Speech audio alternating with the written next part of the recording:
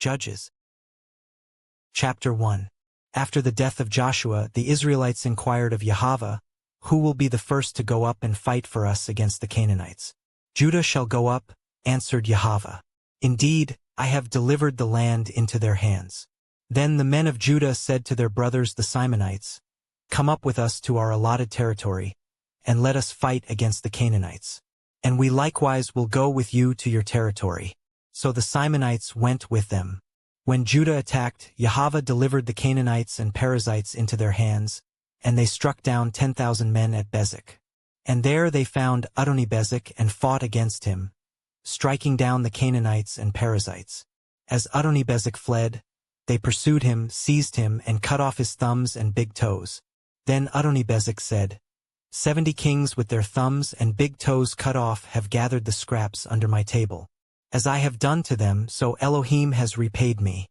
And they brought him to Jerusalem, where he died. Then the men of Judah fought against Jerusalem and captured it. They put the city to the sword and set it on fire. Afterward, the men of Judah marched down to fight against the Canaanites living in the hill country, in the Negev and in the foothills. Judah also marched against the Canaanites who were living in Hebron, formerly known as Kiriatharba. And they struck down Sheshai, Ahiman, and Talmai. From there they marched against the inhabitants of Debir, formerly known as Kiriath-Sepher. And Caleb said, "To the man who strikes down Kiriath-Sepher and captures it, I will give my daughter Achsah in marriage." So Othniel son of Caleb's younger brother Kenaz captured the city, and Caleb gave his daughter Achsah to him in marriage. One day Achsah came to Othniel and urged him to ask her father for a field. When she got off her donkey, Caleb asked her, "What do you desire?" "Give me a blessing," she answered. "Since you have given me land in the Negev, give me springs of water as well." So Caleb gave her both the upper and lower springs. Now the descendants of Moses' father-in-law, the Kenite, went up with the men of Judah from the city of palms to the wilderness of Judah in the Negev near Arad. They went to live among the people. Then the men of Judah went with their brothers the Simonites, attacked the Canaanites living in Zephath, and devoted the city to destruction. So it was called Hormah. And Judah also captured Gaza, Ashkelon, and Ekron, each with its territory. Yahweh was with Judah, and they took possession of the hill country. But they could not drive out the inhabitants of the plains because they had chariots of iron. Just as Moses had promised, Judah gave Hebron to Caleb, who drove out the descendants of the 3 sons of Anak. The Benjamites, however, failed to drive out the Jebusites living in Jerusalem. So to this day the Jebusites live there among the Benjamites. The house of Joseph also attacked Bethel, and Yahweh was with them. They sent spies to Bethel, formerly known as Luz, and when the spies saw a man coming out of the city, they said to him, "Please show us how to get into the city, and we will treat you kindly." So the man showed them the entrance to the city, and they put the city to the sword but released that man and all his family. And the man went to the land of the Hittites, built a city, and called it Luz, which is its name to this day. At that time Manasseh failed to drive out the inhabitants of Bethshean, Tanakh, Dor, Ibleam, Megiddo, and their villages, for the Canaanites were determined to dwell in that land. When Israel became stronger, they pressed the Canaanites into forced labor, but they never drove them out completely. Ephraim also failed to drive out the Canaanites living in Gezer. So the Canaanites continued to dwell among them in Gezer. Zebulun failed to drive out the inhabitants of Kitron and Nahalal. So the Canaanites lived among them and served as forced laborers. Asher failed to drive out the inhabitants of Akko, Sidon, Alab, Akzib, Helbah, Aphik, and Rehob. So the Asherites lived among the Canaanite inhabitants of the land, because they did not drive them out. Naphtali failed to drive out the inhabitants of Bethshemesh and Bethanath. So the Naphtalites also lived among the Canaanite inhabitants of the land, but the inhabitants of Bethshemesh and Bethanath served them as forced laborers. The Amorites forced the Danites into the hill country and did not allow them to come down into the plain. And the Amorites were determined to dwell in Mount Heres, Aijalon, and Shalbim. But when the house of Joseph grew in strength, they pressed the Amorites into forced labor. And the border of the Amorites extended from the ascent of Akrabim to Selah and beyond. Chapter 2. Now the angel of Yahweh went up from Gilgal to Bochim and said, I brought you up out of Egypt and led you into the land that I had promised to your fathers. And I said, I will never break my covenant with you, and you are not to make a covenant with the people of this land, but you shall tear down their altars. Yet you have not obeyed my voice. What is this you have done? So now I tell you that I will not drive out these people before you. They will be thorns in your sides, and their gods will be a snare to you. When the angel of Yahweh had spoken these words to all the Israelites, the people lifted up their voices and wept. So they called that place Bochim and offered sacrifices there to Yahweh. After Joshua had dismissed the people, the Israelites went out to take possession of the land, each to his own inheritance. And the people served Yahweh throughout the days of Joshua and of the elders who outlived him, who had seen all the great works that Yahweh had done for Israel. And Joshua son of Nun, the servant of Yahweh, died at the age of 110. They buried him in the land of his inheritance, at Timnath-Heres in the hill country of Ephraim, north of Mount Gash. After that whole generation had also been gathered to their fathers, another generation rose up who did not know Yahweh or the works that he had done for Israel. And the Israelites did evil in the sight of Yahweh and served the Baals. Thus they forsook Yahweh, the Elohim of their fathers, who had brought them out of the land of Egypt, and they followed after various gods of the peoples around them. They bowed down to them and provoked Yahweh to anger, for they forsook him and served Baal and the Ashtoreths. Then the anger of Yahweh burned against Israel, and he delivered them into the hands of those who plundered them. He sold them into the hands of their enemies all around, whom they were no longer able to resist. Wherever Israel marched out, the hand of Yahweh was against them to bring calamity, just as he had sworn to them. So they were greatly distressed. Then Yahweh raised up judges, who saved them from the hands of those who plundered them. Israel, however, did not listen to their judges.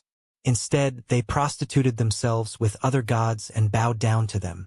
They quickly turned from the way of their fathers, who had walked in obedience to Yahweh's commandments. They did not do as their fathers had done. Whenever Yahweh raised up a judge for the Israelites, he was with that judge and saved them from the hands of their enemies while the judge was still alive. For Yahweh was moved to pity by their groaning under those who oppressed them and afflicted them. But when the judge died, the Israelites became even more corrupt than their fathers, going after other gods to serve them and bow down to them. They would not give up their evil practices and stubborn ways. So the anger of Yahweh burned against Israel, and he said, Because this nation has transgressed the covenant I laid down for their fathers and has not heeded my voice, I will no longer drive out before them any of the nations Joshua left when he died. In this way I will test whether Israel will keep the way of Yahweh by walking in it as their fathers did.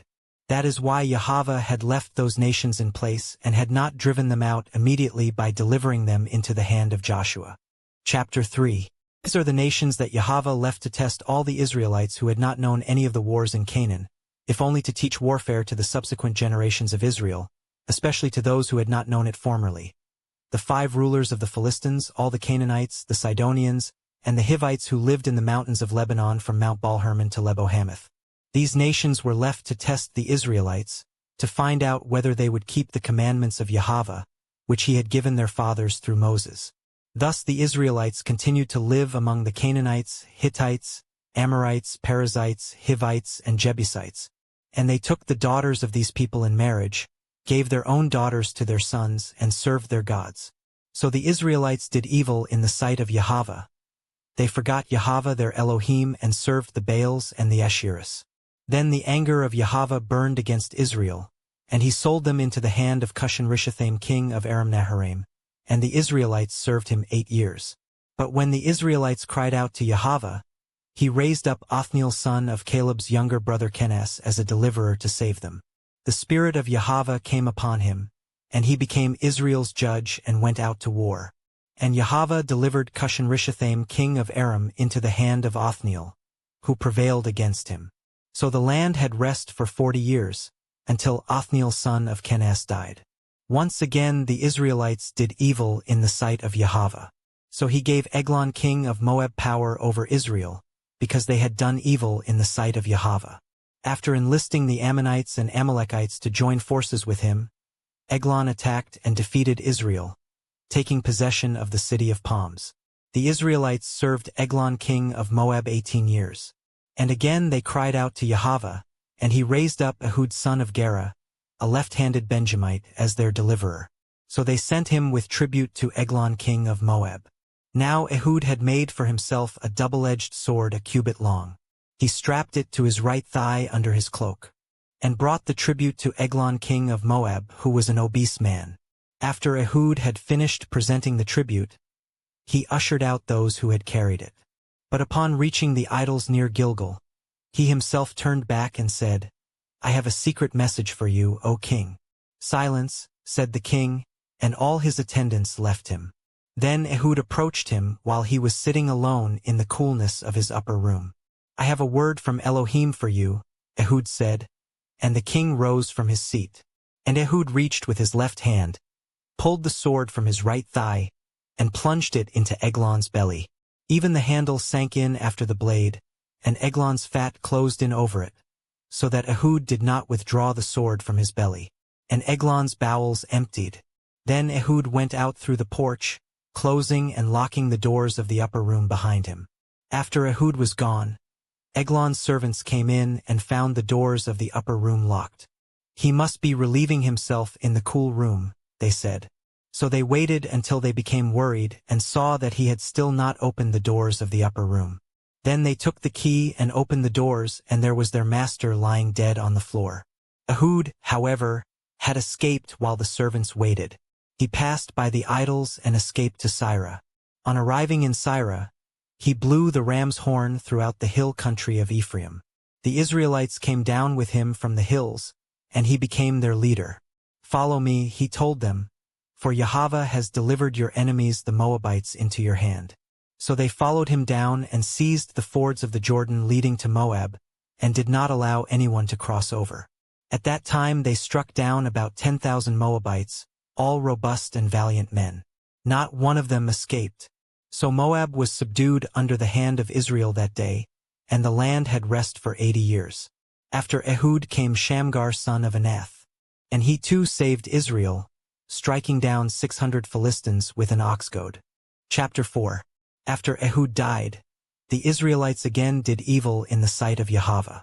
So Yahweh sold them into the hand of Jabin king of Canaan, who reigned in Hazor. The commander of his forces was Sisera, who lived in Harosheth-Hagoyim. Then the Israelites cried out to Yahweh, because Jabin had 900 chariots of iron, and he had harshly oppressed the Israelites for 20 years. Now Deborah, a prophetess, the wife of Lapidoth, was judging Israel at that time. And she would sit under the palm of Deborah between Ramah and Bethel in the hill country of Ephraim, where the Israelites would go up to her for judgment. She summoned Barak son of Abinoam from Kadesh in Naphtali and said to him, "Surely Yahweh, the Elohim of Israel, is commanding you, go and march to Mount Tabor, taking with you 10,000 men of Naphtali and Zebulun. And I will draw out Sisera the commander of Jabin's army, his chariots, and his troops to the river Kishon, and I will deliver him into your hand." Barak said to her, "If you will go with me, I will go. But if you will not go with me, I will not go." "I will certainly go with you," Deborah replied, "but the road you are taking will bring you no honor, because Yahweh will be selling Sisera into the hand of a woman." So Deborah got up and went with Barak to Kadesh, where he summoned Zebulun and Naphtali. 10,000 men followed him, and Deborah also went with him. Now Heber the Kenite had moved away from the Kenite, the descendants of Hobab the father-in-law of Moses, and had pitched his tent by the great tree of Zananim, which was near Kadesh. When Sisera was told that Barak son of Abinoam had gone up Mount Tabor, he summoned all 900 of his iron chariots and all the men with him, from Harosheth-Hagoyim to the river Kishon. Then Deborah said to Barak, "Arise, for this is the day that Yahweh has delivered Sisera into your hand. Has not Yahweh gone before you?" So Barak came down from Mount Tabor with 10,000 men following him. And in front of him Yahweh routed with the sword Sisera, all his charioteers and all his army. Sisera abandoned his chariot and fled on foot. Then Barak pursued the chariots and army as far as Harosheth-Hagoyim, and the whole army of Sisera fell by the sword. Not a single man was left. Meanwhile Sisera had fled on foot to the tent of Jael, the wife of Heber the Kenite, because there was peace between Jabin king of Hazor and the house of Heber the Kenite. Jael went out to greet Sisera and said to him, "Come in, my master. Come in with me. Do not be afraid." So he entered her tent, and she covered him with a blanket. Sisera said to her, "Please give me a little water to drink, for I am thirsty." So she opened a container of milk, gave him a drink, and covered him again. "Stand at the entrance to the tent," he said, "and if anyone comes and asks you, 'Is there a man here?' say no." But as he lay sleeping from exhaustion, Heber's wife Jael took a tent peg, grabbed a hammer, and went silently to Sisera. She drove the peg through his temple and into the ground, and he died. When Barak arrived in pursuit of Sisera, Jael went out to greet him and said to him, "Come, and I will show you the man you are seeking." So he went in with her, and there lay Sisera dead, with a tent peg through his temple. On that day Elohim subdued Jabin king of Canaan before the Israelites. And the hand of the Israelites grew stronger and stronger against Jabin king of Canaan until they destroyed him. Chapter 5. On that day Deborah and Barak son of Abinoam sang this song. When the princes take the lead in Israel, when the people volunteer, bless Yahweh. Listen, O kings, give ear, O princes. I will sing to Yahweh. I will sing praise to Yahweh, the Elohim of Israel. O Yahweh, when you went out from Seir, when you marched from the land of Edom, the earth trembled, the heavens poured out rain, and the clouds poured down water. The mountains quaked before Yahweh, the one of Sinai, before Yahweh, the Elohim of Israel.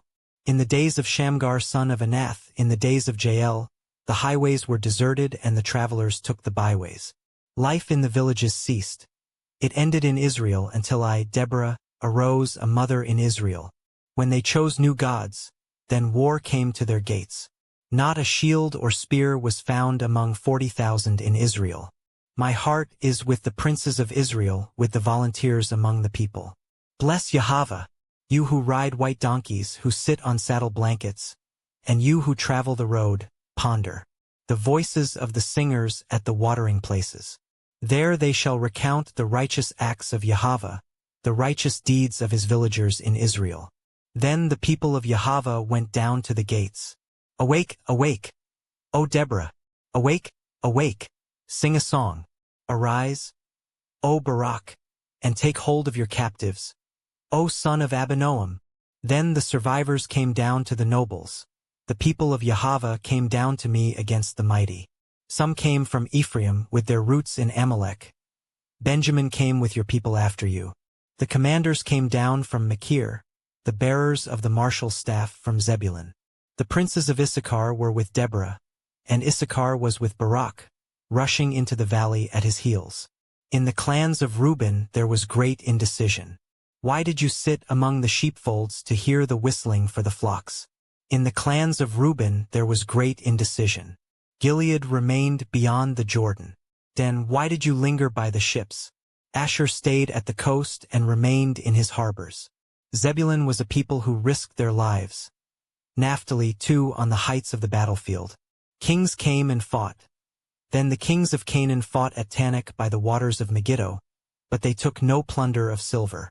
From the heavens the stars fought. From their courses they fought against Sisera. The river Kishon swept them away, the ancient river, the river Kishon. March on, O my soul, in strength. Then the hooves of horses thundered the mad galloping of his stallions. Curse Meroz, says the angel of Yahweh. Bitterly curse her inhabitants. For they did not come to help Yahweh against the mighty. Most blessed among women is Jael, the wife of Heber the Kenite, most blessed of tent-dwelling women. He asked for water and she gave him milk. In a magnificent bowl she brought him curds. She reached for the tent peg, her right hand for the workman's hammer. She struck Sisera and crushed his skull. She shattered and pierced his temple. At her feet he collapsed, he fell, there he lay still. At her feet he collapsed, he fell. Where he collapsed, there he fell dead. Sisera's mother looked through the window. She peered through the lattice and lamented. Why is his chariot so long in coming? What has delayed the clatter of his chariots? Her wisest ladies answer. Indeed, she keeps telling herself, Are they not finding and dividing the spoil, a girl or two for each warrior, a plunder of dyed garments for Sisera, the spoil of embroidered garments for the neck of the looter? So may all your enemies perish, O Yahweh, but may those who love you shine like the sun at its brightest. And the land had rest for 40 years. Chapter 6. Again the Israelites did evil in the sight of Yahweh. So he delivered them into the hand of Midian for 7 years, and the hand of Midian prevailed against Israel. Because of the Midianites, the Israelites prepared shelters for themselves in the mountains, caves, and strongholds. Whenever the Israelites would plant their crops, the Midianites, Amalekites, and other people of the east would come up and invade them, encamping against them as far as Gaza and destroying the produce of the land. They left Israel with no sustenance, neither sheep nor oxen nor donkeys. For the Midianites came with their livestock and their tents like a great swarm of locusts. They and their camels were innumerable, and they entered the land to ravage it. Israel was greatly impoverished by Midian, and the Israelites cried out to Yahweh. Now when the Israelites cried out to Yahweh because of Midian, he sent them a prophet, who told them, "This is what Yahweh, the Elohim of Israel, says, I brought you up out of Egypt, out of the house of slavery. I delivered you out of the hands of Egypt and all your oppressors. I drove them out before you and gave you their land. And I said to you, I am Yahweh your Elohim. You must not fear the gods of the Amorites, in whose land you dwell. But you did not obey me. Then the angel of Yahweh came and sat down under the oak in Ophrah that belonged to Joash the Abiezrite, where his son Gideon was threshing wheat in a winepress to hide it from the Midianites. And the angel of Yahweh appeared to Gideon and said, Yahweh is with you, O mighty man of valor. Please, my master, Gideon replied, if Yahweh is with us, why has all this happened to us? And where are all his wonders of which our fathers told us, saying, Has not Yahweh brought us up out of Egypt? But now Yahweh has forsaken us and delivered us into the hand of Midian. Yahweh turned to him and said, Go in the strength you have and save Israel from the hand of Midian. Am I not sending you? Please, my master, Gideon replied, How can I save Israel? Indeed, my clan is the weakest in Manasseh, and I am the youngest in my father's house. Surely I will be with you, Yahweh replied, and you will strike down all the Midianites as one man. Gideon answered, If I have found favor in your sight, give me a sign that it is you speaking with me. Please do not depart from this place until I return to you. Let me bring my offering and set it before you. And Yahweh said, I will stay until you return. So Gideon went in and prepared a young goat and unleavened bread and an ephah of flour. He placed the meat in a basket and the broth in a pot and brought them out to present to him under the oak. And the angel of Elohim said to him, Take the meat and the unleavened bread, lay them on this rock and pour out the broth. And Gideon did so. Then the angel of Yahweh extended the tip of the staff that was in his hand and touched the meat and the unleavened bread. And fire flared from the rock and consumed the meat and the unleavened bread. Then the angel of Yahweh vanished from his sight. When Gideon realized that it was the angel of Yahweh, he said, Oh no, Yahweh Elohim, I have seen the angel of Yahweh face to face. But Yahweh said to him, Peace be with you. Do not be afraid, for you will not die. So Gideon built an altar to Yahweh there and called it Yahweh is Peace. To this day it stands in Ophrah of the Abiezrites. On that very night Yahweh said to Gideon, Take your father's young bull and a second bull 7 years old. Tear down your father's altar to Baal, and cut down the Asherah pole beside it. Then build a proper altar to Yahweh your Elohim on the top of this stronghold. And with the wood of the Asherah pole you cut down, take the second bull and offer it as a burnt offering. So Gideon took 10 of his servants and did as Yahweh had told him. But because he was too afraid of his father's household and the men of the city, he did it by night rather than in the daytime. When the men of the city got up in the morning, there was Baal's altar torn down, with the Asherah pole cut down beside it and the second bull offered up on the newly built altar. Who did this? They said to one another. And after they had investigated thoroughly, they were told, Gideon son of Joash did it. Then the men of the city said to Joash, Bring out your son. He must die, because he has torn down Baal's altar and cut down the Asherah pole beside it. But Joash said to all who stood against him, "Are you contending for Baal? Are you trying to save him? Whoever pleads his case will be put to death by morning. If Baal is a god, let him contend for himself with the one who has torn down his altar." So on that day Gideon was called Jerubbaal, that is to say, "Let Baal contend with him," because he had torn down Baal's altar. Then all the Midianites, Amalekites, and other people of the east gathered together, crossed over the Jordan, and camped in the valley of Jezreel. So the spirit of Yahweh came upon Gideon, who blew the ram's horn and rallied the Abiezrites behind him. Calling them to arms, Gideon sent messengers throughout Manasseh, as well as Asher, Zebulun, and Naphtali, so that they came up to meet him. Then Gideon said to Elohim, "If you are going to save Israel by my hand, as you have said, then behold, I will place a fleece of wool on the threshing floor. If there is dew only on the fleece and all the ground is dry, then I will know that you are going to save Israel by my hand, as you have said." And that is what happened. When Gideon arose the next morning, he squeezed the fleece and wrung out the dew a bowlful of water. Then Gideon said to Elohim, "Do not be angry with me. Let me speak one more time. Please allow me one more test with the fleece. This time let it be dry, and the ground covered with dew." And that night Elohim did so. Only the fleece was dry, and dew covered the ground. Chapter 7. Early in the morning Jerubbaal, that is, Gideon, and all the men with him camped beside the spring of Harod. And the camp of Midian was north of them in the valley near the hill of Mor. Then Yahweh said to Gideon, "You have too many people for me to deliver Midian into their hands, lest Israel glorify themselves over me, saying, 'My own hand has saved me.' Now, therefore, proclaim in the hearing of the people, 'Whoever is fearful and trembling may turn back and leave Mount Gilead.'" So 22,000 of them turned back, but 10,000 remained. Then Yahweh said to Gideon, "There are still too many people. Take them down to the water, and I will sift them for you there. If I say to you, 'This one shall go with you,' he shall go. But if I say, 'This one shall not go with you,' he shall not go." So Gideon brought the people down to the water, and Yahweh said to him, "Separate those who lap the water with their tongues like a dog from those who kneel to drink."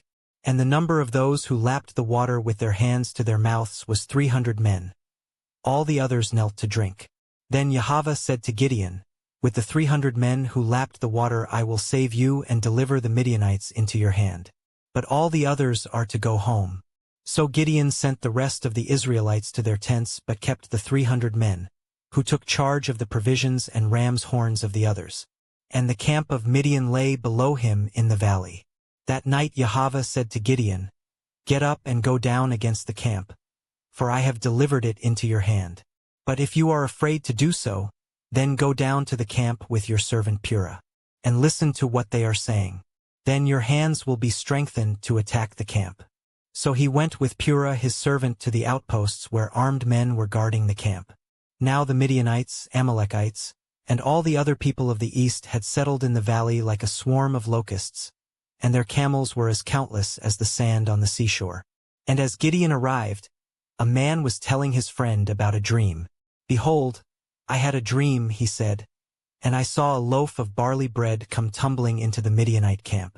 It struck the tent so hard that the tent overturned and collapsed." His friend replied, "This is nothing less than the sword of Gideon son of Joash, the Israelite. Elohim has delivered Midian and the whole camp into his hand." When Gideon heard the dream and its interpretation, he bowed in worship. He returned to the camp of Israel and said, "Get up, for Yahweh has delivered the camp of Midian into your hand." And he divided the 300 men into 3 companies and gave each man a ram's horn in one hand and a large jar in the other, containing a torch. "Watch me and do as I do," Gideon said. "When I come to the outskirts of the camp, do exactly as I do. When I and all who are with me blow our horns, then you are also to blow your horns from all around the camp and shout, 'For Yahweh and for Gideon.'" Gideon and the 100 men with him reached the outskirts of the camp at the beginning of the middle watch, just after the changing of the guard. They blew their horns and broke the jars that were in their hands. The 3 companies blew their horns and shattered their jars. Holding the torches in their left hands and the horns in their right hands, they shouted, "A sword for Yahweh and for Gideon." Each Israelite took his position around the camp, and the entire Midianite army fled, crying out as they ran. And when the 300 rams' horns sounded, Yahweh set all the men in the camp against one another with their swords. The army fled to Bethshittah toward Zererah as far as the border of Abel-Meholah near Tabbath. Then the men of Israel were called out from Naphtali, Asher, and all Manasseh, and they pursued the Midianites. Gideon sent messengers throughout the hill country of Ephraim to say, "Come down against the Midianites and seize the waters of the Jordan ahead of them as far as Beth-barah." So all the men of Ephraim were called out, and they captured the waters of the Jordan as far as Beth-barah. They also captured Oreb and Zeb, the two princes of Midian, and they killed Oreb at the rock of Oreb and Zeb at the winepress of Zeb. So they pursued the Midianites and brought the heads of Oreb and Zeb to Gideon on the other side of the Jordan. Chapter 8. Then the men of Ephraim said to Gideon, "Why have you done this to us? Why did you fail to call us when you went to fight against Midian?" And they contended with him violently. But Gideon answered them, "Now what have I accomplished compared to you? Are not the gleanings of Ephraim better than the grape harvest of Abiezer? Elohim has delivered Oreb and Zeb, the two princes of Midian, into your hand. What was I able to do compared to you?" When he had said this, their anger against him subsided. Then Gideon and his 300 men came to the Jordan and crossed it, exhausted yet still in pursuit. So Gideon said to the men of Sukkos, "Please give my troops some bread, for they are exhausted, and I am still pursuing Zebah and Zalmunna, the kings of Midian." But the leaders of Sukkos asked, "Are the hands of Zebah and Zalmunna already in your possession, that we should give bread to your army?" "Very well," Gideon replied, "when Yahweh has delivered Zebah and Zalmunna into my hand, I will tear your flesh with the thorns and briars of the wilderness." From there he went up to Penuel and asked the same from them. But the men of Penuel gave the same response as the men of Sukkos. So Gideon told the men of Penuel, "When I return in triumph, I will tear down this tower." Now Zebah and Zalmunna were in Karkor with their army of about 15,000 men, all that were left of the armies of the people of the east. 120,000 swordsmen had already fallen. And Gideon went up by way of the caravan route east of Nobah and Jogbehah, and he attacked their army, taking them by surprise. When Zebah and Zalmunna fled, Gideon pursued and captured these two kings of Midian, routing their entire army.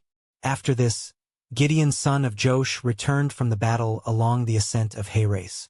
There he captured a young man of Sukkos and interrogated him. The young man wrote down for him the names of the 77 leaders and elders of Sukkos.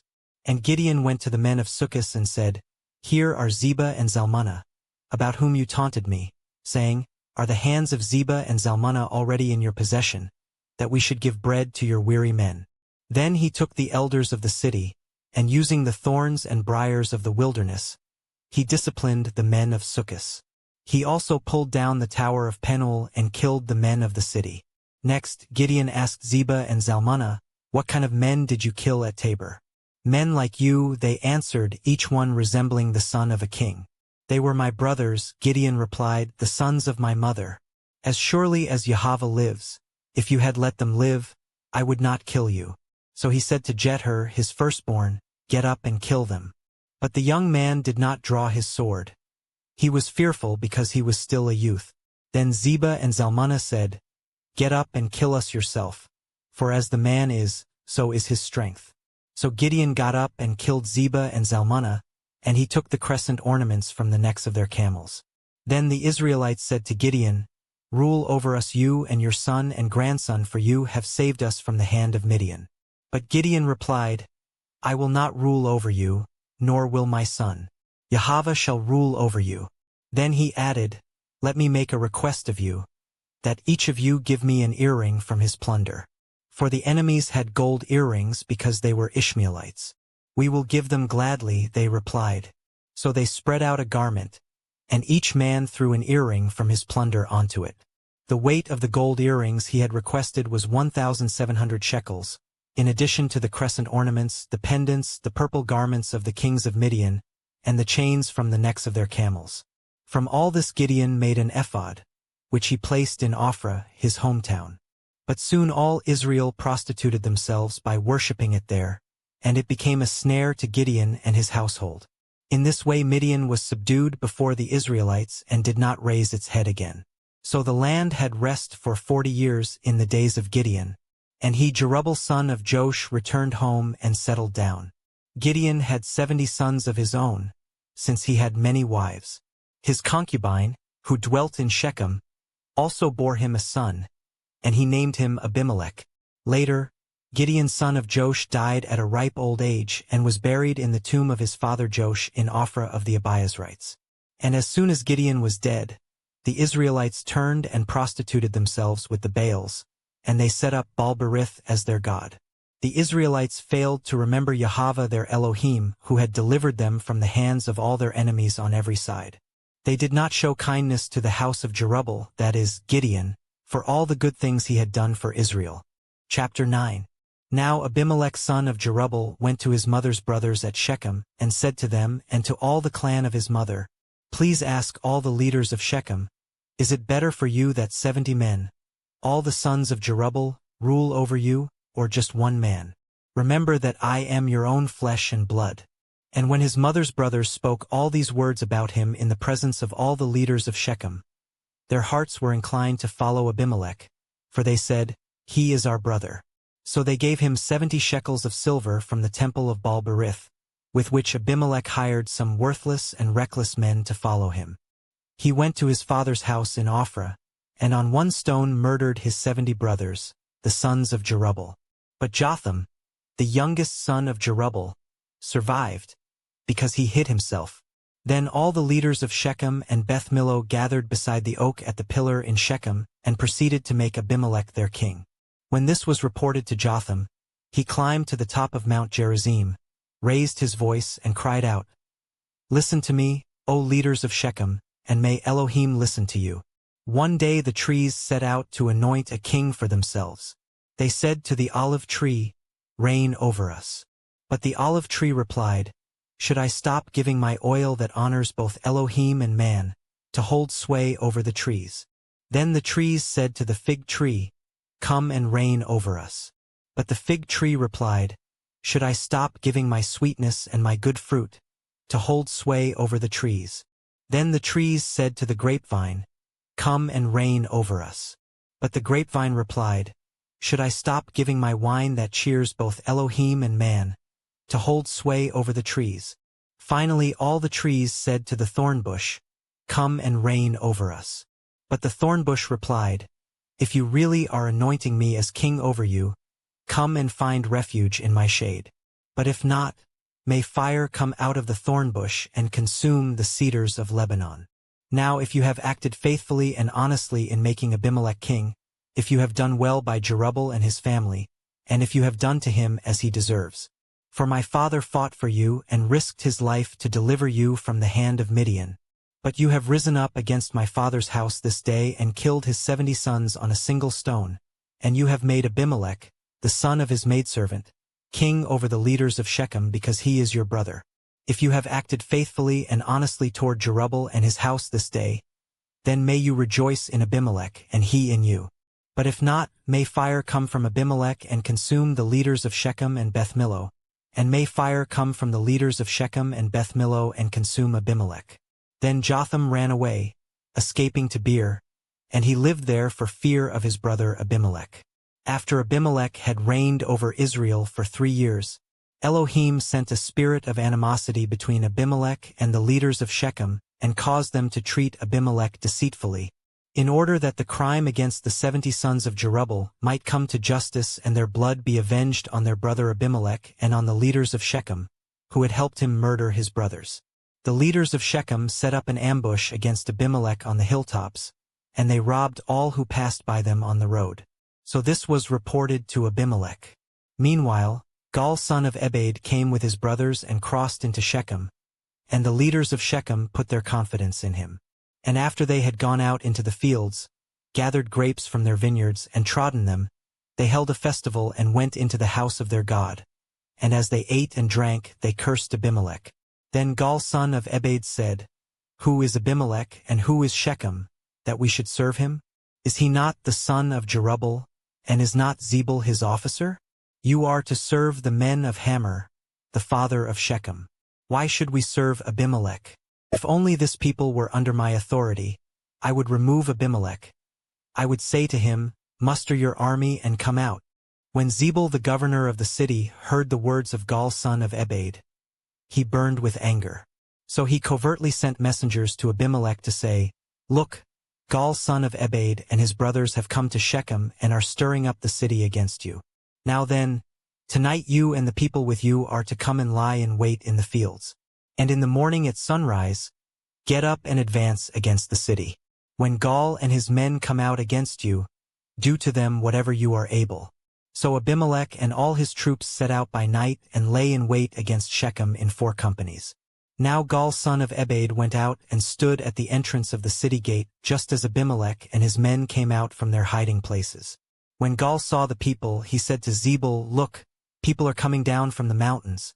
But Zebul replied, The shadows of the mountains look like men to you. Then Gaal spoke up again, Look, people are coming down from the center of the land, and 1 company is coming by way of the diviner's oak. Where is your gloating now? Zebul replied, You said, Who is Abimelech that we should serve him? Are these not the people you ridiculed? Go out now and fight them. So Gaal went out before the leaders of Shechem and fought against Abimelech. But Abimelech pursued him, and Gaal fled before him. And many Shechemites fell wounded all the way to the entrance of the gate. Abimelech stayed in Arumah, and Zebul drove Gaal and his brothers out of Shechem. The next day the people of Shechem went out into the fields, and this was reported to Abimelech. So he took his men, divided them into 3 companies, and lay in wait in the fields.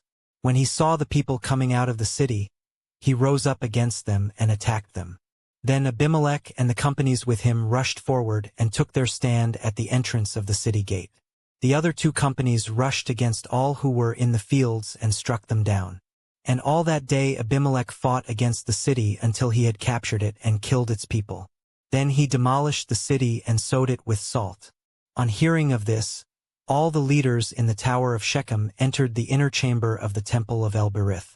And when Abimelech was told that all the leaders in the tower of Shechem were gathered there, he and all his men went up to Mount Zalmon. Abimelech took his axe in his hand and cut a branch from the trees, which he lifted to his shoulder, saying to his men, Hurry and do what you have seen me do. So each man also cut his own branch and followed Abimelech. Then they piled the branches against the inner chamber and set it on fire above them, killing everyone in the tower of Shechem, about 1,000 men and women. Then Abimelech went to Thebez, encamped against it, and captured it. But there was a strong tower inside the city, and all the men, women, and leaders of the city fled there. They locked themselves in and went up to the roof of the tower. When Abimelech came to attack the tower, he approached its entrance to set it on fire. But a woman dropped an upper millstone on Abimelech's head, crushing his skull. He quickly called his armor-bearer, saying, Draw your sword and kill me, lest they say of me, A woman killed him. So Abimelech's armor-bearer ran his sword through him, and he died. And when the Israelites saw that Abimelech was dead, they all went home. In this way Elohim repaid the wickedness that Abimelech had done to his father in murdering his 70 brothers. And Elohim also brought all the wickedness of the men of Shechem back upon their own heads. So the curse of Jotham son of Jerubbaal came upon them. Chapter 10. After the time of Abimelech, a man of Issachar, Tola son of Puah, the son of Dodo, rose up to save Israel. He lived in Shamir in the hill country of Ephraim. Tola judged Israel 23 years, and when he died, he was buried in Shamir. Tola was followed by Jair the Gileadite, who judged Israel 22 years. He had 30 sons who rode on 30 donkeys. And they had 30 towns in the land of Gilead, which to this day are called Havoth-Jair. When Jair died, he was buried in Canaan. And again the Israelites did evil in the sight of Yahweh. They served the Baals, the Ashtoreths, the gods of Aram, Sidon, and Moab, and the gods of the Ammonites and Philistines. Thus they forsook Yahweh and did not serve him. So the anger of Yahweh burned against Israel, and he sold them into the hands of the Philistines and Ammonites, who that very year harassed and oppressed the Israelites, and did so for 18 years to all the Israelites on the other side of the Jordan in Gilead, the land of the Amorites. The Ammonites also crossed the Jordan to fight against Judah, Benjamin, and the house of Ephraim, and Israel was in deep distress. Then the Israelites cried out to Yahweh, saying, "We have sinned against you, for we have indeed forsaken our Elohim and served the Baals." Yahweh replied, "When the Egyptians, Amorites, Ammonites, Philistines, Sidonians, Amalekites, and Maonites oppressed you and you cried out to me, did I not save you from their hands? But you have forsaken me and served other gods. So I will no longer save you. Go and cry out to the gods you have chosen. Let them save you in your time of trouble. We have sinned," the Israelites said to Yahweh. "Deal with us as you see fit. But please deliver us today." So they put away the foreign gods from among them and served Yahweh, and he could no longer bear the misery of Israel. Then the Ammonites were called to arms and camped in Gilead, and the Israelites assembled and camped at Mizpah. And the rulers of Gilead said to one another, "Whoever will launch the attack against the Ammonites will be the head of all who live in Gilead." Chapter 11. Now Jephthah the Gileadite was a mighty man of valor. He was the son of a prostitute, and Gilead was his father.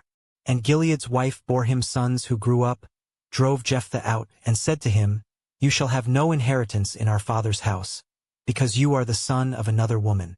So Jephthah fled from his brothers and settled in the land of Tob, where worthless men gathered around him and traveled with him. Some time later, when the Ammonites fought against Israel and made war with them, the elders of Gilead went to get Jephthah from the land of Tob. "Come," they said, "be our commander so that we can fight against the Ammonites." Jephthah replied to the elders of Gilead, "Did you not hate me and expel me from my father's house? Why then have you come to me now, when you are in distress?" They answered Jephthah, "This is why we now turn to you, that you may go with us, fight the Ammonites, and become leader over all of us who live in Gilead." But Jephthah asked them, "If you take me back to fight the Ammonites and Yahweh gives them to me, will I really be your leader?" And the elders of Gilead said to Jephthah, "Yahweh is our witness if we do not do as you say." So Jephthah went with the elders of Gilead, and the people made him their leader and commander. And Jephthah repeated all his terms in the presence of Yahweh at Mizpah. Then Jephthah sent messengers to the king of the Ammonites, saying, "What do you have against me that you have come to fight against my land?" The king of the Ammonites answered Jephthah's messengers, "When Israel came up out of Egypt, they seized my land, from the Arnon to the Jabbok and all the way to the Jordan. Now therefore restore it peaceably." Jephthah again sent messengers to the king of the Ammonites, to tell him, "This is what Jephthah says, Israel did not take away the land of Moab or of the Ammonites.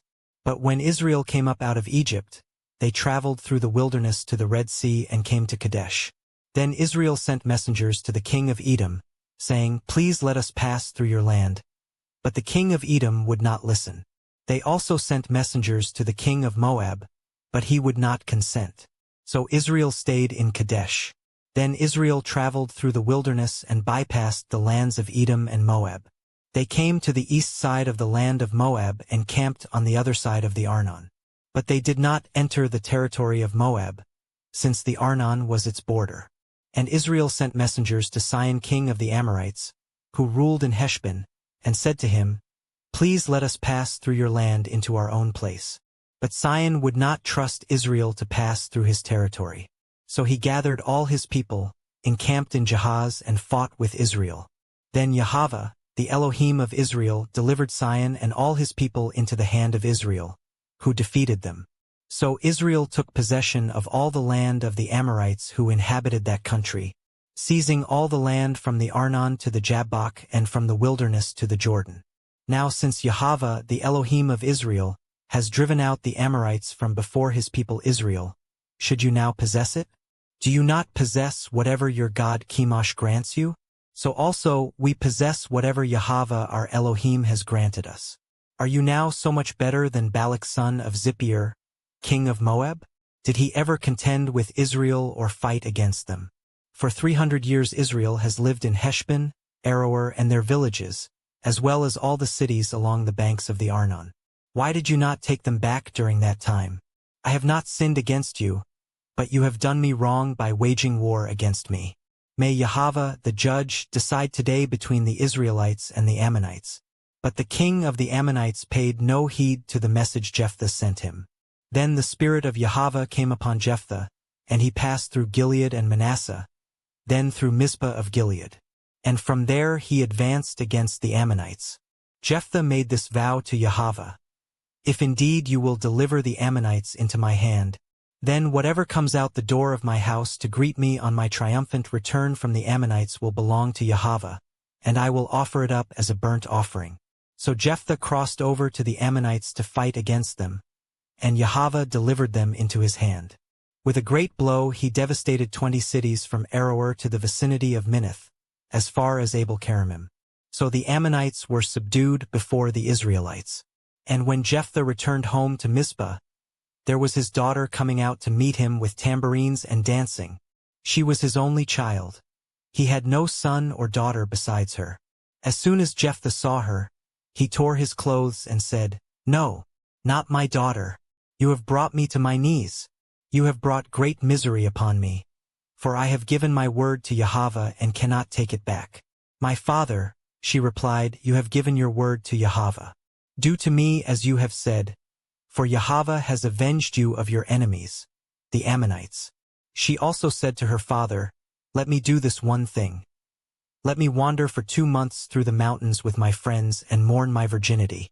"Go," he said. And he sent her away for 2 months. So she left with her friends and mourned her virginity upon the mountains.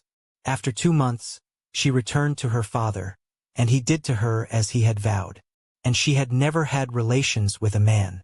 So it has become a custom in Israel that each year the young women of Israel go out for 4 days to lament the daughter of Jephthah the Gileadite. Chapter 12. Then the men of Ephraim assembled and crossed the Jordan to Zaphon. They said to Jephthah, "Why have you crossed over to fight the Ammonites without calling us to go with you? We will burn your house down with you inside." But Jephthah replied, "My people and I had a serious conflict with the Ammonites, and when I called, you did not save me out of their hands. When I saw that you would not save me, I risked my life and crossed over to the Ammonites, and Yahweh delivered them into my hand. Why then have you come today to fight against me?" Jephthah then gathered all the men of Gilead and fought against Ephraim. And the men of Gilead struck them down because the Ephraimites had said, "You Gileadites are fugitives in Ephraim, living in the territories of Ephraim and Manasseh." The Gileadites captured the fords of the Jordan leading to Ephraim, and whenever a fugitive from Ephraim would say, "Let me cross over," the Gileadites would ask him, "Are you an Ephraimite?" If he answered, "No," they told him, "Please say Shibboleth." If he said Sibboleth because he could not pronounce it correctly, they seized him and killed him at the fords of the Jordan. So at that time 42,000 Ephraimites were killed. Jephthah judged Israel 6 years, and when he died, he was buried in one of the cities of Gilead. After Jephthah, Ibzan of Bethlehem judged Israel. He had 30 sons, as well as 30 daughters whom he gave in marriage to men outside his clan, and for his sons he brought back 30 wives from elsewhere. Ibzan judged Israel 7 years. Then Ibzan died, and he was buried in Bethlehem. After Ibzan, Elon the Zebulunite judged Israel 10 years. Then Elon the Zebulunite died, and he was buried in Aijalon in the land of Zebulun. After Elon, Abdon son of Hillel, from Pirathon judged Israel. He had 40 sons and 30 grandsons who rode on 70 donkeys. And he judged Israel 8 years. Then Abdon son of Hillel from Pirathon died, and he was buried at Pirathon in Ephraim, in the hill country of the Amalekites. Chapter 13. Again the Israelites did evil in the sight of Yahweh, so he delivered them into the hand of the Philistines for 40 years.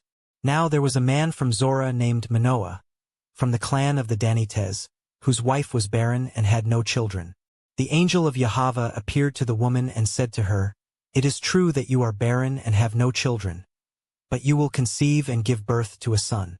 Now please be careful not to drink wine or strong drink, and not to eat anything unclean. For behold, you will conceive and give birth to a son. And no razor shall come over his head, because the boy will be a Nazirite to Elohim from the womb, and he will begin the deliverance of Israel from the hand of the Philistines." So the woman went and told her husband, "A man of Elohim came to me. His appearance was like the angel of Elohim, exceedingly awesome. I did not ask him where he came from, and he did not tell me his name. But he said to me, Behold, you will conceive and give birth to a son. Now, therefore, do not drink wine or strong drink, and do not eat anything unclean, because the boy will be a Nazirite to Elohim from the womb until the day of his death. Then Manoah prayed to Yahweh, Please, O Yahweh, let the man of Elohim you sent us come to us again to teach us how to raise the boy who is to be born. And Elohim listened to the voice of Manoah, and the angel of Elohim returned to the woman as she was sitting in the field. But her husband Manoah was not with her. The woman ran quickly to tell her husband, Behold, the man who came to me the other day has reappeared. So Manoah got up and followed his wife. When he came to the man, he asked, Are you the man who spoke to my wife? I am, he said. Then Manoah asked, When your words come to pass, what will be the boy's rule of life and mission? So the angel of Yahweh answered Manoah, Your wife is to do everything I told her. She must not eat anything that comes from the vine, nor drink any wine or strong drink, nor eat anything unclean. She must do everything I have commanded her. Please stay here, Manoah said to the angel of Yahweh, and we will prepare a young goat for you. And the angel of Yahweh replied, Even if I stay, I will not eat your food. But if you prepare a burnt offering, offer it to Yahweh. For Manoah did not know that it was the angel of Yahweh. Then Manoah said to the angel of Yahweh, What is your name, so that we may honor you when your word comes to pass? Why do you ask my name, said the angel of Yahweh, since it is beyond comprehension? Then Manoah took a young goat and a grain offering and offered them on a rock to Yahweh. And as Manoah and his wife looked on, Yahweh did a marvelous thing. When the flame went up from the altar to the sky, the angel of Yahweh ascended in the flame. When Manoah and his wife saw this, they fell face down to the ground. And when the angel of Yahweh did not appear again to Manoah and his wife, Manoah realized that it had been the angel of Yahweh. We are going to die, he said to his wife, for we have seen Elohim. But his wife replied, If Yahweh had intended to kill us, he would not have accepted the burnt offering and the grain offering from our hands, nor would he have shown us all these things or spoken to us this way. So the woman gave birth to a son and named him Samson. The boy grew, and Yahweh blessed him. And the spirit of Yahweh began to stir him at Mahanadan, between Zorah and Eshtaol. Chapter 14. One day Samson went down to Timnah, where he saw a young Philistine woman. So he returned and told his father and mother, I have seen a daughter of the Philistines in Timnah. Now get her for me as a wife. But his father and mother replied, Can't you find a young woman among your relatives or among any of our people? Must you go to the uncircumcised Philistines to get a wife? But Samson told his father, Get her for me, for she is pleasing to my eyes. Now his father and mother did not know this was from Yahweh, who was seeking an occasion to move against the Philistines. For at that time the Philistines were ruling over Israel. Then Samson went down to Timnah with his father and mother and came to the vineyards of Timnah. Suddenly a young lion came roaring at him, and the spirit of Yahweh came powerfully upon him, and he tore the lion apart with his bare hands as one would tear a young goat. But he did not tell his father or mother what he had done. Then Samson continued on his way down and spoke to the woman, because she was pleasing to his eyes. When Samson returned later to take her, he left the road to see the lion's carcass, and in it was a swarm of bees, along with their honey. So he scooped some honey into his hands and ate it as he went along. And when he returned to his father and mother, he gave some to them and they ate it. But he did not tell them that he had taken the honey from the lion's carcass. Then his father went to visit the woman, and Samson prepared a feast there, as was customary for the bridegroom. And when the Philistines saw him, they selected 30 men to accompany him. Let me tell you a riddle, Samson said to them. If you can solve it for me within the 7 days of the feast, I will give you 30 linen garments and 30 sets of clothes. But if you cannot solve it, you must give me 30 linen garments and 30 sets of clothes. Tell us your riddle, they replied. Let us hear it. So he said to them, Out of the eater came something to eat, and out of the strong came something sweet. For 3 days they were unable to explain the riddle. So on the 4th day they said to Samson's wife, Entice your husband to explain the riddle to us, or we will burn you and your father's household to death. Did you invite us here to rob us? Then Samson's wife came to him, weeping, and said, "You hate me. You do not really love me. You have posed to my people a riddle, but have not explained it to me." "Look," he said, "I have not even explained it to my father or mother, so why should I explain it to you?" She wept the whole 7 days of the feast, and finally on the 7th day, because she had pressed him so much, he told her the answer. And in turn she explained the riddle to her people. Before sunset on the 7th day, the men of the city said to Samson, "What is sweeter than honey?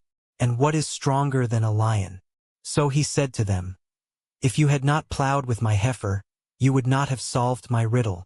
Then the spirit of Yahweh came mightily upon him, and he went down to Ashkelon, killed 30 of their men, took their apparel, and gave their clothes to those who had solved the riddle. And burning with anger, Samson returned to his father's house, and his wife was given to one of the men who had accompanied him. Chapter 15. Later on, at the time of the wheat harvest, Samson took a young goat and went to visit his wife. "I want to go to my wife in her room," he said, but her father would not let him enter. "I was sure that you thoroughly hated her," said her father, "so I gave her to one of the men who accompanied you. Is not her younger sister more beautiful than she? Please take her instead." Samson said to them, "This time I will be blameless in doing harm to the Philistines." Then Samson went out and caught 300 foxes. And he took torches, turned the foxes tail to tail, and fastened a torch between each pair of tails. Then he lit the torches and released the foxes into the standing grain of the Philistines, burning up the piles of grain and the standing grain, as well as the vineyards and olive groves. "Who did this?" the Philistines demanded. "It was Samson, the son-in-law of the Timnite," they were told, "for his wife was given to his companion." So the Philistines went up and burned her and her father to death. And Samson told them, "Because you have done this, I will not rest until I have taken vengeance upon you." And he struck them ruthlessly with a great slaughter, and then went down and stayed in the cave at the rock of Etam. Then the Philistines went up, camped in Judah, and deployed themselves near the town of Lehi. "Why have you attacked us?" said the men of Judah. The Philistines replied, "We have come to arrest Samson and pay him back for what he has done to us." In response, 3,000 men of Judah went to the cave at the rock of Etam, and they asked Samson, "Do you not realize that the Philistines rule over us? What have you done to us?" "I have done to them what they did to me," he replied. But they said to him, "We have come down to arrest you and hand you over to the Philistines." Samson replied, "Swear to me that you will not kill me yourselves." "No," they answered, "we will not kill you, but we will tie you up securely and hand you over to them." So they bound him with 2 new ropes and led him up from the rock. When Samson arrived in Lehi, the Philistines came out shouting against him. And the spirit of Yahweh came mightily upon him. The ropes on his arms became like burnt flax, and the bonds broke loose from his hands. He found the fresh jawbone of a donkey, reached out his hand and took it, and struck down 1,000 men. Then Samson said, "With the jawbone of a donkey I have piled them into heaps. With the jawbone of a donkey I have slain 1,000 men." And when Samson had finished speaking, he cast the jawbone from his hand, and he named that place Ramath-Lehi. And being very thirsty, Samson cried out to Yahweh, "You have accomplished this great deliverance through your servant. Must I now die of thirst and fall into the hands of the uncircumcised?" So Elohim opened up the hollow place in Lehi, and water came out of it. When Samson drank, his strength returned, and he was revived. That is why he named it En-Hakkore, and it remains in Lehi to this day. And Samson judged Israel for 20 years in the days of the Philistines. Chapter 16. One day Samson went to Gaza, where he saw a prostitute and went in to spend the night with her. When the Gazites heard that Samson was there, they surrounded that place and lay in wait for him all night at the city gate. They were quiet throughout the night, saying, "Let us wait until dawn. Then we will kill him." But Samson lay there only until midnight, when he got up, took hold of the doors of the city gate and both gateposts, and pulled them out, bar and all. Then he put them on his shoulders and took them to the top of the mountain overlooking Hebron. Some time later, Samson fell in love with a woman in the valley of Sorek, whose name was Delilah. The masters of the Philistines went to her and said, entice him and find out the source of his great strength and how we can overpower him to tie him up and subdue him. Then each one of us will give you 1,100 shekels of silver." So Delilah said to Samson, "Please tell me the source of your great strength and how you can be tied up and subdued." Samson told her, "If they tie me up with 7 fresh bowstrings that have not been dried, I will become as weak as any other man." So the masters of the Philistines brought her 7 fresh bowstrings that had not been dried, and she tied him up with them. While the men were hidden in her room, she called out, "Samson, the Philistines are here." But he snapped the bowstrings like a strand of yarn seared by a flame. So the source of his strength remained unknown. Then Delilah said to Samson, "You have mocked me and lied to me. Now please tell me how you can be tied up." He replied, "If they tie me up with new ropes that have never been used, I will become as weak as any other man." So Delilah took new ropes, tied him up with them, and called out, "Samson, the Philistines are here." But while the men were hidden in her room, he snapped the ropes off his arms like they were threads. Then Delilah said to Samson, "You have mocked me and lied to me all along. Tell me how you can be tied up." He told her, "If you weave the 7 braids of my head into the web of a loom and tighten it with a pin, I will become as weak as any other man." So while he slept, Delilah took the 7 braids of his hair and wove them into the web. Then she tightened it with a pin and called to him, "Samson, the Philistines are here." But he awoke from his sleep and pulled out the pin with the loom and the web. "How can you say, 'I love you'?" she asked, "when your heart is not with me? This is the 3rd time you have mocked me and failed to reveal to me the source of your great strength." Finally, after she had pressed him daily with her words and pleaded until he was sick to death, Samson told her all that was in his heart. "My hair has never been cut, because I have been a Nazirite to Elohim from my mother's womb. If I am shaved, my strength will leave me, and I will become as weak as any other man." When Delilah realized that he had revealed to her all that was in his heart, she sent this message to the masters of the Philistines: "Come up once more, for he has revealed to me all that is in his heart." Then the masters of the Philistines came to her, bringing the money in their hands. And having lulled him to sleep on her lap, she called a man to shave off the 7 braids of his head. In this way she began to subdue him, and his strength left him. Then she called out, "Samson, the Philistines are here." When Samson awoke from his sleep, he thought, "I will escape as I did before and shake myself free." But he did not know that Yahweh had departed from him. Then the Philistines seized him, gouged out his eyes, and brought him down to Gaza, where he was bound with bronze shackles and forced to grind grain in the prison. However, the hair of his head began to grow back after it had been shaved. Now the masters of the Philistines gathered together to offer a great sacrifice to their god Dagon. They rejoiced and said, "Our God has delivered Samson our enemy into our hands."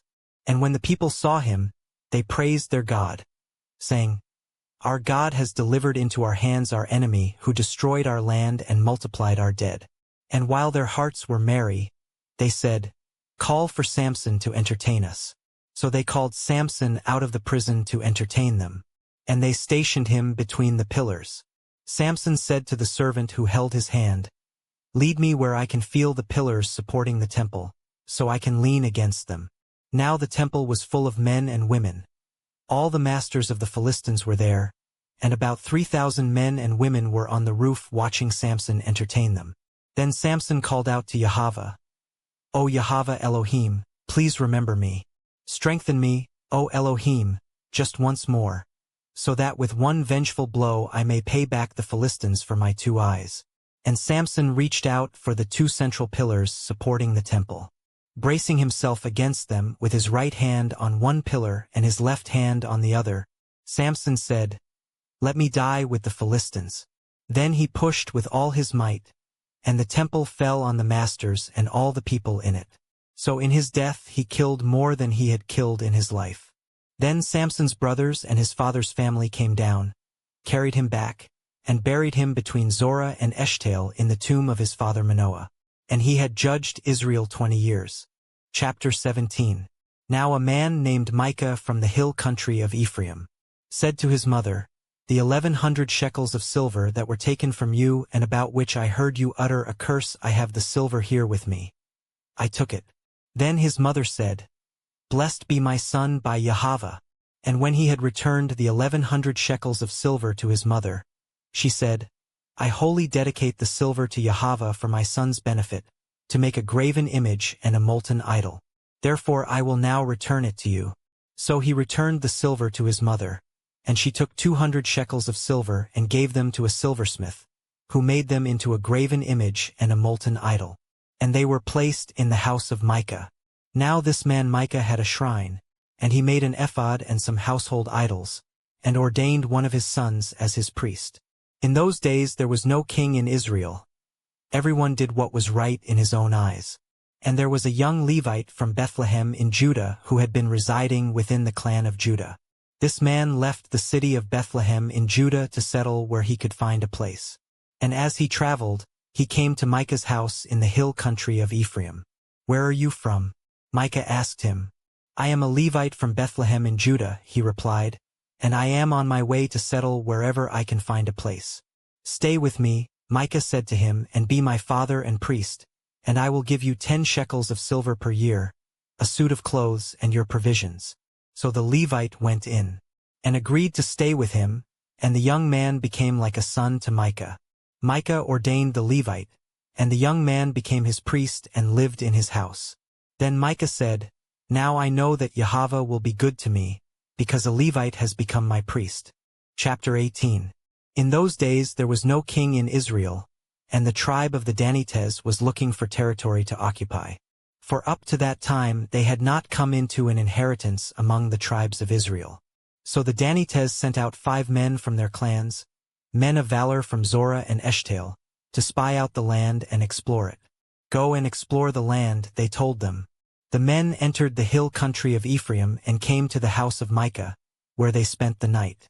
And while they were near Micah's house, they recognized the voice of the young Levite. So they went over and asked him, Who brought you here? What are you doing in this place? Why are you here? Micah has done this and that for me, he replied, and he has hired me to be his priest. Then they said to him, Please inquire of Elohim to determine whether we will have a successful journey. And the priest told them, Go in peace. Yahweh is watching over your journey. So the 5 men departed and came to Laish, where they saw that the people were living securely, like the Sidonians, tranquil and unsuspecting. There was nothing lacking in the land and no oppressive ruler. And they were far away from the Sidonians and had no alliance with anyone.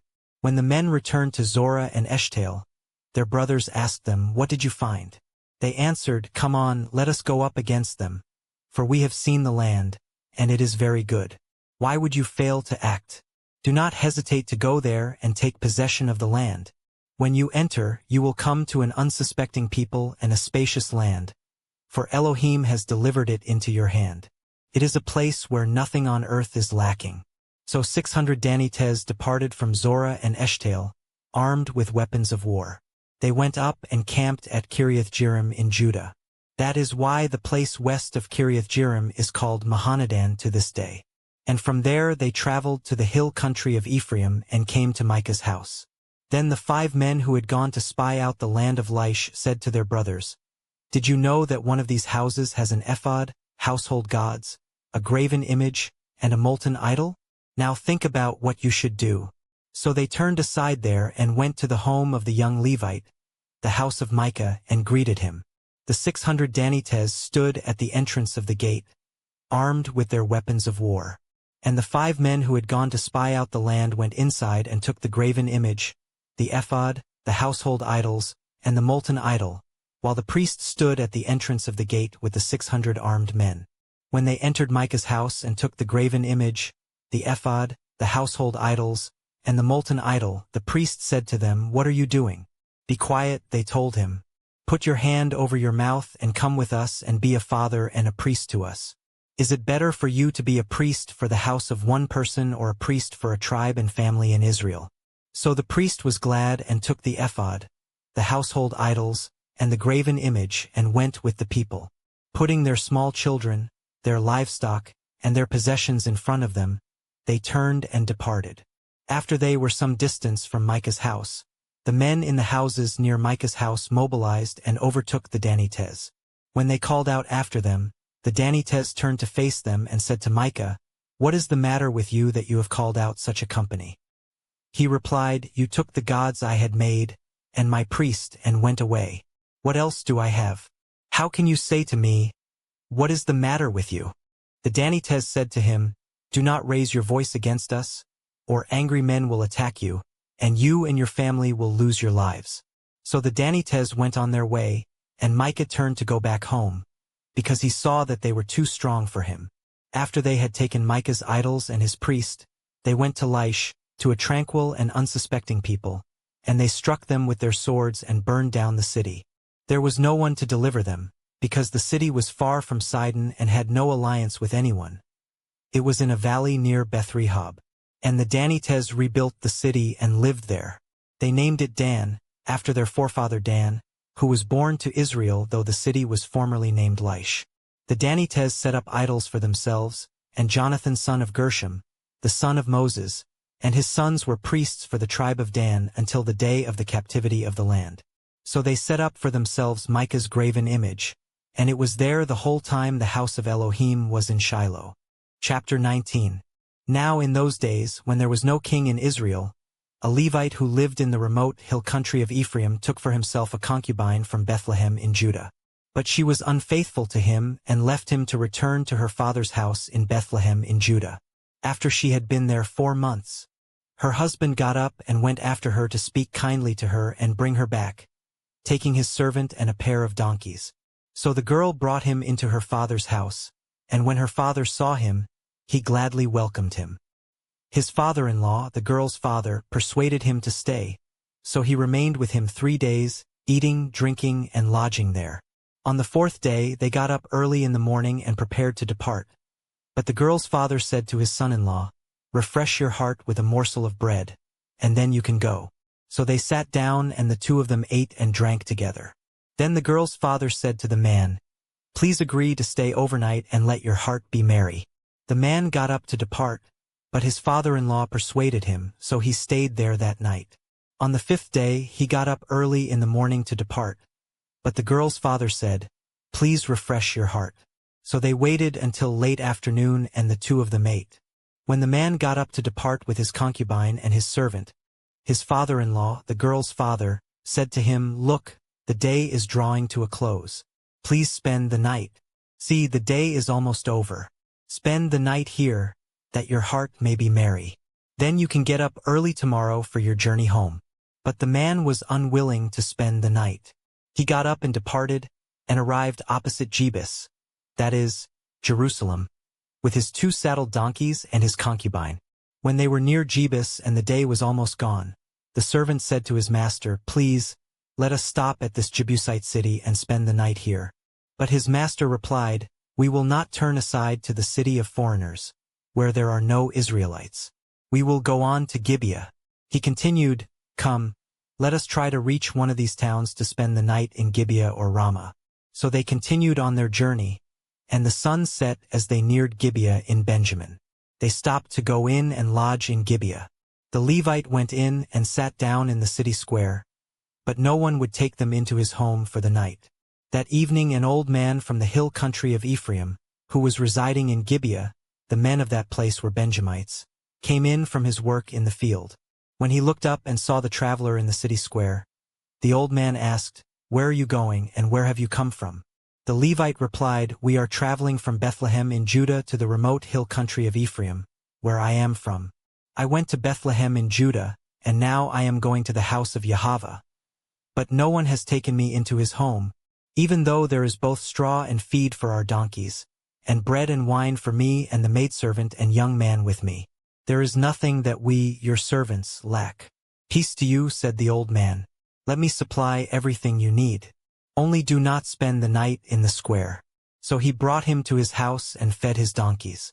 And they washed their feet and ate and drank. While they were enjoying themselves, suddenly the wicked men of the city surrounded the house.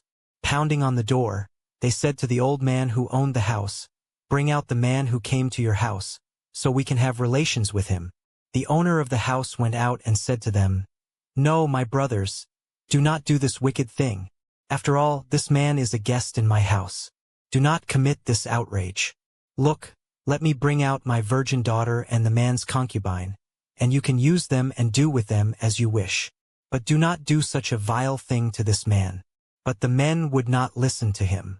So the Levite took his concubine and sent her outside to them, and they raped her and abused her throughout the night, and at dawn they let her go. Early that morning, the woman went back to the house where her master was staying, collapsed at the doorway, and lay there until it was light. In the morning, when her master got up and opened the doors of the house to go out on his journey, there was his concubine, collapsed in the doorway of the house, with her hands on the threshold. "Get up," he told her. "Let us go." But there was no response. So the man put her on his donkey and set out for home. When he reached his house, he picked up a knife, took hold of his concubine, cut her limb by limb into 12 pieces, and sent her throughout the territory of Israel. And everyone who saw it said, "Nothing like this has been seen or done from the day the Israelites came out of the land of Egypt until this day." Think it over. Take counsel and speak up. Chapter 20. Then all the Israelites from Dan to Beersheba and from the land of Gilead came out, and the congregation assembled as one man before Yahweh at Mizpah. The leaders of all the people and all the tribes of Israel presented themselves in the assembly of Elohim's people, 400,000 men on foot, armed with swords. Meanwhile the Benjamites heard that the Israelites had gone up to Mizpah, and the Israelites asked, "Tell us, how did this wicked thing happen?" So the Levite, the husband of the murdered woman, answered, "I and my concubine came to Gibeah in Benjamin to spend the night. And during the night, the men of Gibeah rose up against me and surrounded the house. They intended to kill me, but they abused my concubine, and she died. Then I took my concubine, cut her into pieces, and sent her throughout the land of Israel's inheritance, because they had committed a lewd and disgraceful act in Israel. Behold, all you Israelites, give your advice and verdict here and now." Then all the people stood as one man and said, "Not one of us will return to his tent or to his house. Now this is what we will do to Gibeah. We will go against it as the lot dictates. We will take 10 men out of every 100 from all the tribes of Israel, and 100 out of every 1,000, and 1,000 out of every 10,000, to supply provisions for the army when they go to Gibeah in Benjamin to punish them for the atrocity they have committed in Israel." So all the men of Israel gathered as one man, united against the city. And the tribes of Israel sent men throughout the tribe of Benjamin, saying, "What is this wickedness that has occurred among you? Hand over the wicked men of Gibeah so we can put them to death and purge Israel of this evil." But the Benjamites refused to heed the voice of their fellow Israelites. And from their cities they came together at Gibeah to go out and fight against the Israelites. On that day the Benjamites mobilized 26,000 swordsmen from their cities, in addition to the 700 select men of Gibeah. Among all these soldiers there were 700 select left-handers, each of whom could sling a stone at a hair without missing. The Israelites, apart from Benjamin, mobilized 400,000 swordsmen, each one an experienced warrior. The Israelites set out, went up to Bethel, and inquired of Elohim, "Who of us shall go up first to fight against the Benjamites?" "Judah will be first," Yahweh replied. The next morning the Israelites set out and camped near Gibeah. And the men of Israel went out to fight against Benjamin and took up their battle positions at Gibeah. And the Benjamites came out of Gibeah and cut down 22,000 Israelites on the battlefield that day. But the Israelite army took courage and again took their battle positions in the same place where they had arrayed themselves on the first day. They went up and wept before Yahweh until evening, inquiring of him, "Should we again draw near for battle against our brothers the Benjamites?" And Yahweh answered, "Go up against them." On the second day the Israelites advanced against the Benjamites. That same day the Benjamites came out against them from Gibeah and cut down another 18,000 Israelites, all of them armed with swords. Then the Israelites, all the people, went up to Bethel, where they sat weeping before Yahweh. That day they fasted until evening and presented burnt offerings and peace offerings to Yahweh. And the Israelites inquired of Yahweh. In those days the ark of the covenant of Elohim was there, and Phinehas son of Eleazar, the son of Aaron, served before it. The Israelites asked, "Should we again go out to battle against our brothers the Benjamites, or should we stop?" Yahweh answered, "Fight, for tomorrow I will deliver them into your hand." So Israel set up an ambush around Gibeah. On the third day the Israelites went up against the Benjamites and arrayed themselves against Gibeah as they had done before. The Benjamites came out against them and were drawn away from the city. They began to attack the people as before, killing about 30 men of Israel in the fields and on the roads, one of which led up to Bethel and the other to Gibeah. "We are defeating them as before," said the Benjamites. But the Israelites said, "Let us retreat and draw them away from the city onto the roads." So all the men of Israel got up from their places and arrayed themselves at Baal-Tamar, and the Israelites in ambush charged from their positions west of Gibeah. Then 10,000 select men from all Israel made a frontal assault against Gibeah, and the battle was fierce. But the Benjamites did not realize that disaster was upon them. Yahweh defeated Benjamin in the presence of Israel, and on that day the Israelites slaughtered 25,100 Benjamites, all armed with swords. Then the Benjamites realized they had been defeated. Now the men of Israel had retreated before Benjamin because they were relying on the ambush they had set against Gibeah. The men in ambush rushed suddenly against Gibeah. They advanced and put the whole city to the sword. The men of Israel had arranged a signal with the men in ambush. When they sent up a great cloud of smoke from the city, the men of Israel would turn in the battle. When the Benjamites had begun to strike them down, killing about 30 men of Israel, they said, "They are defeated before us as in the first battle."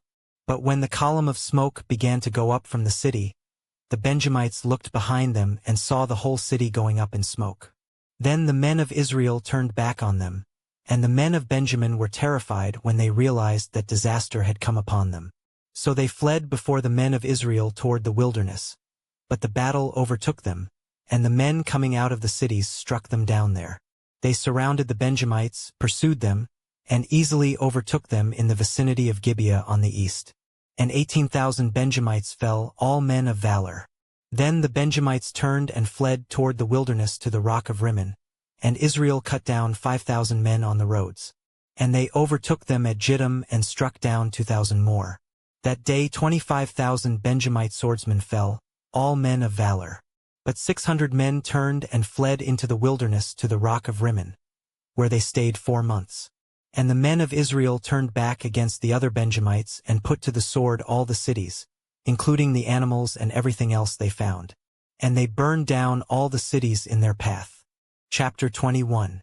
Now the men of Israel had sworn an oath at Mizpah, saying, "Not one of us will give his daughter in marriage to a Benjamite." So the people came to Bethel and sat there before Elohim until evening, lifting up their voices and weeping bitterly. "Why, O Yahweh Elohim of Israel," they cried out, "has this happened in Israel? Today in Israel one tribe is missing." The next day the people got up early, built an altar there, and presented burnt offerings and peace offerings. The Israelites asked, "Who among all the tribes of Israel did not come to the assembly before Yahweh?" For they had taken a solemn oath that anyone who failed to come up before Yahweh at Mizpah would surely be put to death. And the Israelites grieved for their brothers, the Benjamites, and said, "Today a tribe is cut off from Israel. What should we do about wives for the survivors, since we have sworn by Yahweh not to give them our daughters in marriage?" So they asked which one of the tribes of Israel failed to come up before Yahweh at Mizpah. And, in fact, no one from Jabesh-Gilead had come to the camp for the assembly. For when the people were counted, none of the residents of Jabesh-Gilead were there.